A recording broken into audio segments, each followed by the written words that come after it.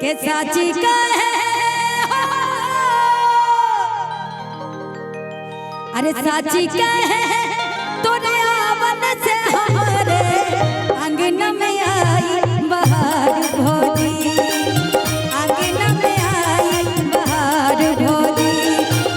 साची कहे तूने आवन से हमारे, साची कहे तूने आवन से हमारे अंगन में आई बहार भोली, अंगन में आई बहार भोली। लक्ष्मी की सूरत ममता की मूरत, लक्ष्मी की सूरत ममता की मूरत, लाखों में हमार भोली, लाखों में हमार भोली। और भैया मिहिर भैया कहते कौन दिशा में लेके चला रे बटोहिया, कौन दिशा में।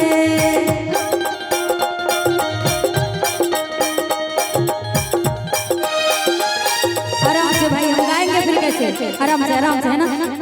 कौन दिशा में लेके चला रे बटोहिया, कौन दिशा में लेके चला रे बटोहिया। ठहर ठहर ये सुहानी सी डगर जरा देखन दे, देखन दे। कौन दिशा में लेके चला रे बटोहिया, कौन दिशा में।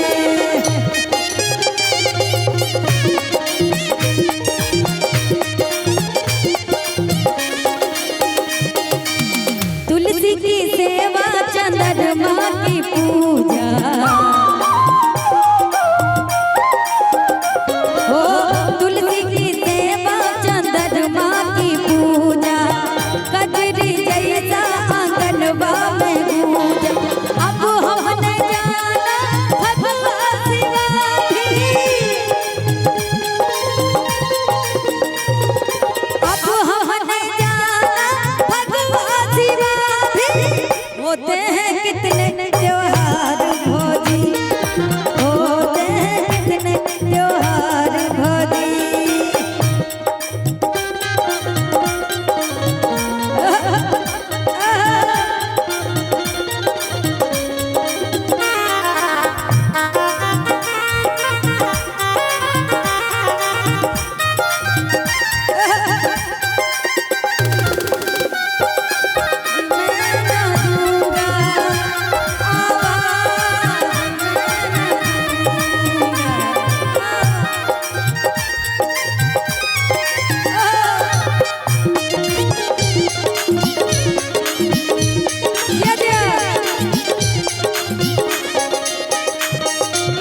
और सुनिए, हमको और भाई को बुआ चाचा कह करके बीत रहा है समय, लेकिन अब आपसे इंतजार है क्या।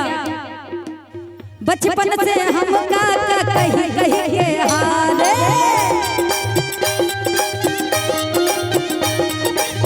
कोई हमें भी तो काका पुकारे।